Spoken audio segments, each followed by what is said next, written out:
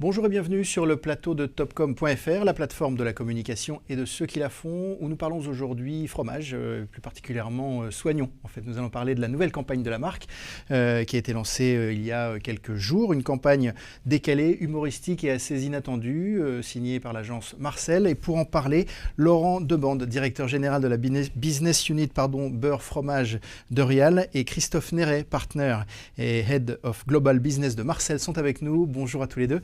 Bonjour. Merci d'avoir accepté notre invitation. Alors, Soignon, c'est une marque, on peut presque dire patrimoniale, c'est une marque assez ancienne. Comment se porte-t-elle aujourd'hui, justement ? C'est une marque qui se porte très bien. Ouais. C'est une marque qui est régulièrement en tête de différents classements, que ce soit le World Panel de Kantar, que ce soit même sa part de marché, puisque le Soignon est le leader du fromage de chèvre en France, avec plus de 30 points de part de marché, 33 points de part de marché sur la dernière période Nielsen. Donc c'est une marque qui est en bonne santé et qui bénéficie en plus de tout le bruit environnement positif autour des laits alternatifs. Qu'est-ce que vous appelez les laits alternatifs ? Les laits alternatifs, généralement, c'est le lait de brebis, le lait de chèvre, et on met aussi le lait bio de vache dans l'ensemble des laits alternatifs. D'accord, il y a justement où on voit émerger en tout cas tous les produits à base de ces laits alternatifs. Exactement. Au détriment, j'imagine, des autres fromages. Alors là, je parlais des laits animaux. Après, il y a aussi les laits végétaux qui sont aussi notre partie en fort développement des laits alternatifs. On peut faire du fromage avec des laits végétaux ? Il y a de plus en plus de tentatives. Après, je laisse chacun juge de ce que... Mais il y a beaucoup d'efforts et beaucoup de temps passé pour cela. D'accord. Soignon, je le disais, c'est une marque qui est assez ancienne. Maintenant, elle a une vie qui a un peu... elle n'a pas toujours été connue, même si elle est très ancienne, elle n'a pas forcément été connue de très longue date par le grand public. Est-ce que vous pouvez nous retracer un petit peu justement son parcours ? C'est une marque qui est née d'une activité de coopérative en 1895, dans le Poitou-Charentes, qui a été une marque très fortement ancrée dans l'environnement régional et qui a vraiment décollé et existé en grande surface dans les années 80. En 1986, elle a été lancée dans les grandes surfaces et depuis, elle s'est développée petit à petit pour arriver au début des années 2000 comme le leader référent du marché. D'accord. Quand vous dites le marché, d'ailleurs, c'est le marché des fromages au lait des fromages de chèvre. Alors là, je parle du marché des fromages au lait de chèvre, effectivement, mais entre-temps, la marque a aussi été lancée sur l'ultra frais, dont elle est leader aussi, en tout cas pour la partie chèvre, et puis avec un lancement récent l'année dernière sur la partie brebis aussi en ultra frais. Qui est en construction, qui est en développement. Ces lancements justement sous le même nom de marque, en fait, ils répondent. C'est la marque qui essaie de faire un peu de prospective, ou est-ce que ça répond à une demande clairement formulée de consommateurs ? C'est une logique, ça paraît assez naturel quand on est très fort sur des positions chèvres d'aller sur des segments comme le brebis. Et il y a un vrai engouement, encore une fois, pour ce type de lait. Qui apporte un goût différent, qui apporte un imaginaire produit différent, qui apporte aussi un ressenti nutritionnel différent. Ces nouveaux laits, en termes de poids sur le marché, ils sont quand même encore en dessous du lait de vache, ou est-ce qu'ils commencent à devenir... Ils sont très significativement en dessous. En revanche, c'est ceux qui sont en plus forte croissance sur le marché du fromage et sur le marché de l'ultra frais. D'accord. Donc pendant longtemps, la marque a communiqué déjà en télévision aussi, justement dans les années 80, à travers pour le coup des campagnes qui étaient plus classiques, plus typiques on va dire, où on avait les petites biquettes, le petit berger avec ses moustaches, etc. Là, on se voit aujourd'hui pour parler d'une campagne où on est clairement dans un ton, un style complètement différent. Ce que je vous propose, c'est qu'on regarde justement le film, et puis qu'on sache bien de quoi on parle, et on en parle juste après. Pour booster vos ventes, nous vous proposons la bûche de chèvre au yuzu.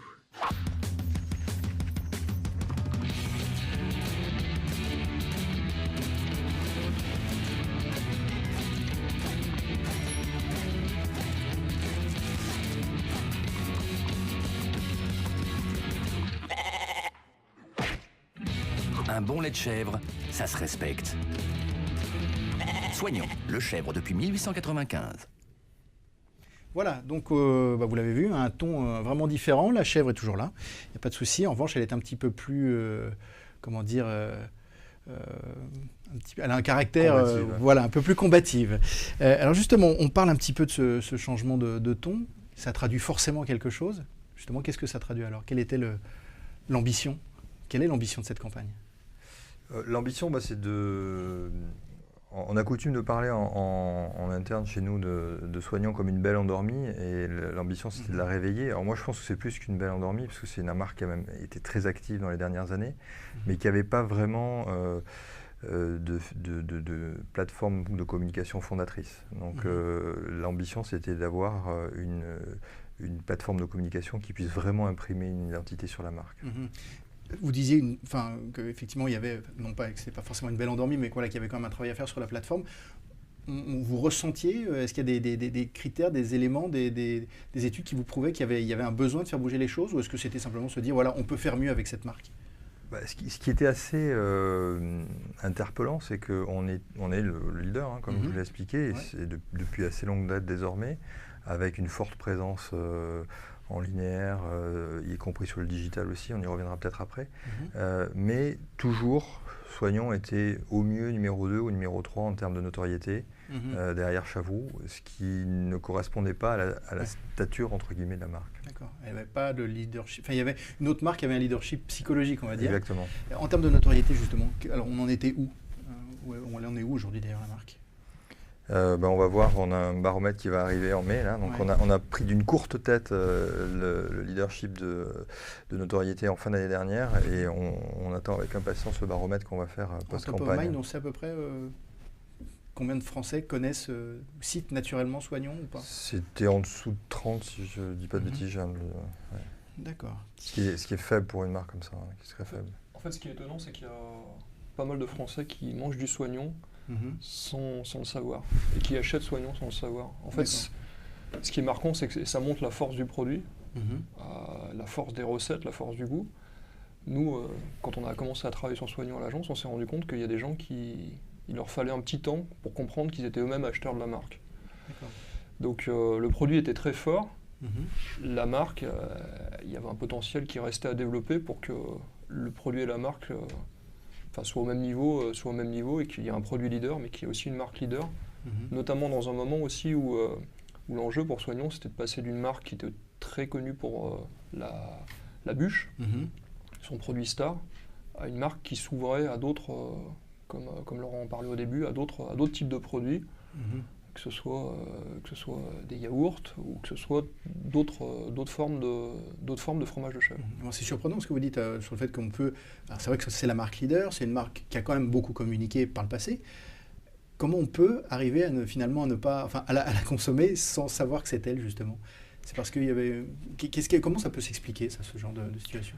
En fait, ce qu'il y a, c'est qu'il y a un imaginaire qui reste à construire pour Soignon, dans le sens où la marque, jusqu'à présent, s'était concentrée sur quelque chose qui est assez essentiel quand même, c'est de faire des très bons produits, et c'est ce qui a permis à la marque d'être leader.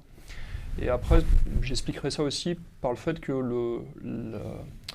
la forme du fromage Soignon est assez, entre guillemets, générique. C'est-à-dire que des bûches, c'est pas un fromage qui a été marketé, inventé, dont la forme est très spécifique et qui se distingue de tous les autres. Voilà, c'est un fromage qui est basique, mais justement, nous, c'est ce qui nous a intéressé, c'est que dans sa simplicité, pour nous, il y a quelque chose d'essentiel. Je le disais aussi tout à l'heure, d'ailleurs, il y a une forme générique, et puis il y a aussi quelque part, jusqu'à présent en tout cas, une communication qui s'appuyait sur des codes eux aussi assez génériques, non ? Oui, mais en fait, quand on regarde le marché du fromage, de façon un peu schématique, tout le monde dit à peu près la même chose. C'est-à-dire qu'on parle d'un secret de recette. C'est souvent un grand-père ou un père qui explique à sa fille ou à son fils c'est quoi le secret du goût du fromage, ou quel est le secret de ce terroir qui a amené cette recette-là. Et puis on finit généralement sur un pack-shot avec une mise en ambiance campagnarde. Et c'est assez amusant quand on a commencé à discuter avec Marcel. L'équipe avait préparé un espèce de patchwork d'images où ils avaient mélangé toutes les images de la catégorie. Et je pense que si on avait été jusqu'au bout du jeu, on aurait perdu, parce que c'était très difficile de reconnaître quelle image allait à quelle marque. D'accord. Donc ça, effectivement, oui, j'imagine que forcément, si tout le monde communique pour dire à peu près la même chose, finalement... ça devient difficile, et on est une grosse marque, mais on est une marque avec des moyens médias raisonnables, mais pas non plus dispendieux. Et ce qui a aussi expliqué potentiellement, par rapport à la question que vous posiez juste avant, le fait que cette marque n'a pas imprimé une vraie identité de communication. C'est qu'on a communiqué dans le passé, mais on est très loin de certaines marques de grande consommation qui ont dépensé beaucoup plus de GRP dans l'histoire.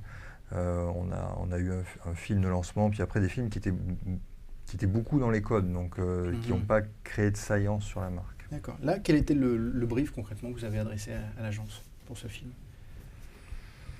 Je n'aimerais pas dire ça parce que j'ai longtemps fait du marketing, j'étais très exigeant sur les briefs, mais le brief était assez ouvert. Il me semble que quand on en a parlé la première fois, conscient de tout ce qu'on vient de se dire, j'ai évoqué une approche qui m'est chère, qui est ce que j'appelle la stratégie du contre-pied, c'est-à-dire que quand on n'a pas beaucoup de moyens, que tout le monde dit la même chose, essayer d'arriver avec quelque chose qui puisse permettre d'émerger, parce que justement on ne dit pas comme les autres. Je crois que j'ai démarré ma carrière de marketing en étant admiratif du travail qui avait été fait sur Golf à l'époque, où tout le monde communiquait de 105 GTI en descendant avec un parachute de James Bond, la Visa en sautant du pont de je ne sais plus quel porte-avions, et puis Golf qui arrive avec un film tout simple et qui a une proposition, une promesse très claire, d'un seul coup fait le creux. Et je trouve que c'est quand on arrive à le faire, l'idée c'est pas le faire pour le faire, mais quand on arrive à le faire, c'est souvent extrêmement puissant. Et je pense que c'était ça le brief, c'était se dire on veut créer une marque avec une identité, on veut vraiment générer cette identité de marque qui va nous faire bouger en notoriété. Et puis on veut aussi créer de la sympathie autour de cette marque-là en lui donnant un côté sympa, parce que la marque, quand on regarde ce qui s'est passé dans son histoire, elle a quand même une prise de parole qui est toujours assez en clin d'œil, assez proche. Donc on voulait pas perdre ça, mais en lui donnant un peu plus de relief et de puissance. L'identité de la marque, justement, si vous deviez la définir en 2-3 mots, 2-3 caractéristiques, finalement, qu'est-ce qu'elle est ou qu'est-ce qu'elle veut être aujourd'hui, cette marque? Je pense que c'est une marque authentique, proche des gens,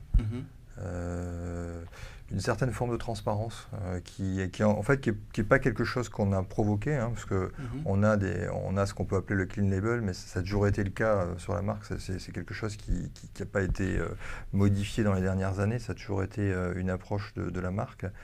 Donc on a des valeurs qui sont finalement assez modernes et assez dans l'air du temps. D'accord. Comment l'agence en est arrivée à cette réponse? Parce qu'effectivement, même si le brief était ouvert, il y avait du coup plein de possibilités de répondre. Là, vous y êtes allé quand même assez fort, dans le sens où on est vraiment sur un ton qui est vraiment différent. Qu'est-ce qui vous a conduit à ça?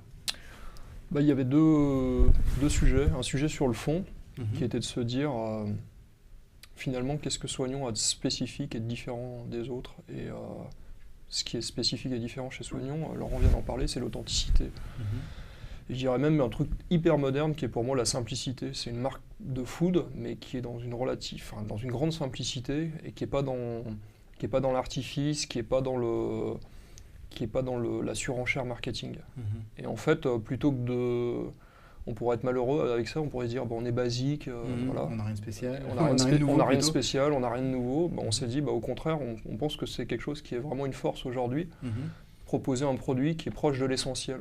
Parce que les éleveurs travaillent bien, il y a du bon lait, et le fromage est bien fait, rien de plus. Donc en fait, sur le fond, on a travaillé autour de cette histoire de notre sujet, c'est le lait et les fromages, et de faire en sorte d'obtenir les meilleurs produits comme ça. Et en fait, donc ça c'était sur le fond, et sur la forme, le sujet c'était évidemment de casser les codes et d'émerger avec quelque chose de spécifique. Et du coup, on a imaginé cette histoire de consultant qui arrive avec une idée un peu saugrenue auprès de Soignon, et de chèvre qui se pose en défense de l'authenticité de la marque. Voilà, donc c'est aussi simple que ça. D'accord.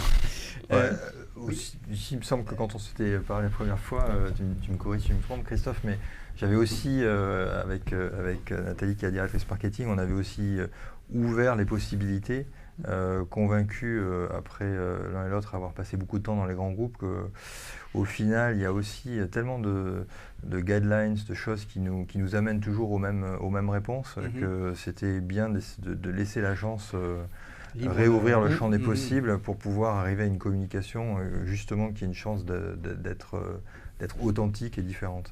Alors là, donc, le résultat, c'est ce film qu'on vient de voir, qui fait 30 secondes. Il est diffusé depuis quelque temps. Sur quel type de canaux, pour quelle durée, et est-ce qu'il existe d'autres formats de ce film? Oui, il existe d'autres formats. Il y a des formats plus courts. Il y a du 20, il y a du 15, il y a même du 6 secondes. D'accord. Est-ce qu'il y a plus long aussi? Il n'y a pas plus long. D'accord. Sur la télé? Sur la télé, il n'y a pas plus long. Ouais. Il y a un format très long très long. Il y a un format de 45 sur YouTube. D'accord. Mais il n'y a pas de format plus long diffusé en paid média. Donc, en télé, du coup, vous êtes sur quel type de chaîne, quel type de dispositif? Est-ce qu'on est sur une campagne sur 2 mois, sur quelques semaines, sur un an Alors, on est sur une campagne qui est par vague de 3 semaines, et il y a 3 vagues sur l'année. Une qui a commencé début avril, fin mi-avril, et qui est en train de se terminer, et puis 2 autres qui vont arriver d'ici à la fin de l'année. D'accord. Quel type de télé? Grand public? Oui. D'accord. À des heures Plutôt heure de grande audience. Plutôt heure de grande audience, d'accord. À côté de ça, donc il y a, ça c'est la partie télé, il y a une partie digitale, vous le disiez, vous faisiez allusion à un film de 45 secondes. Qu'est-ce qui se passe particulièrement sur le digital? Est-ce qu'il y a un dispositif particulier au-delà du film d'ailleurs? Et qu'est-ce qui est fait autour de la marque? Juste pour compléter, corrige-moi si je me trompe, il y a de la TV on aussi, Oui. donc télé de rattrapage, catch-up, ainsi de suite. Et sur le digital, en fait, il y a des contenus qui sont faits sur Facebook, qui est l'autre grande chaîne de télé d'aujourd'hui. Voilà, donc c'est pour ça qu'il y a ces formats courts pour très rapidement délivrer le message. Et ce qui est bien, c'est que entre l'intervention du consultant et la claque de la chèvre, ça peut aller assez vite en 6 secondes. D'accord. En 6 secondes, l'histoire aussi à être racontée. Est-ce qu'il y a autour de ces films justement une activation particulière qui est faite, ou un dispositif, une animation particulière ou pas? Ou est-ce que c'est prévu? Non, pas, non, pour le pas moment, à date. on reste vraiment sur de la diffusion finalement de contenu. Ouais. D'accord.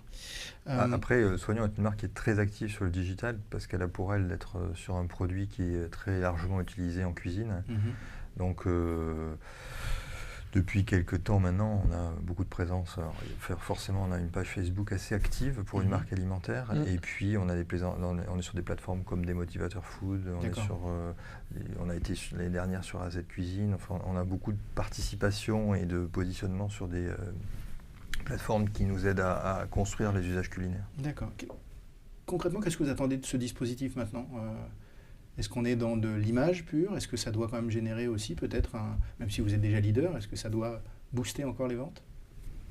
On a clairement une volonté de renforcer notre leadership et puis surtout de développer la catégorie, parce qu'en ayant un tiers du marché, on a une forte responsabilité dans le développement de la catégorie. Le numéro 2 est à un peu moins de 10 points de part de marché, donc ça veut dire que... Vous rappelez-nous les parts de marché, vous en êtes à combien vous? On est à 33 au dernier des comptes.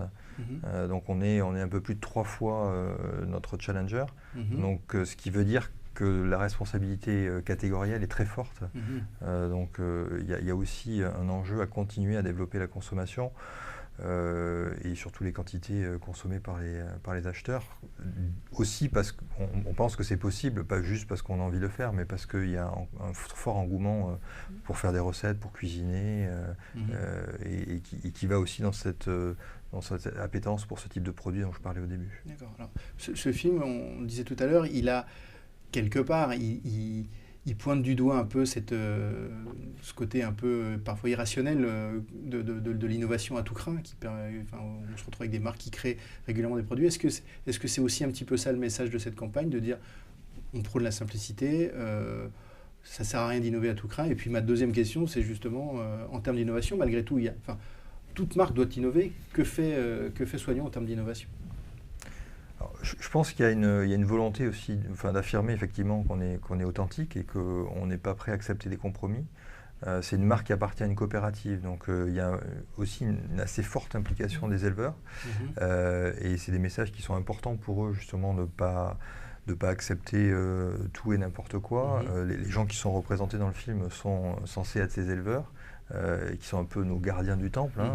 Et c'est quelque chose d'assez vertueux parce qu'ils sont impliqués assez régulièrement dans les décisions pour la marque et les aiguillages importants pour la marque.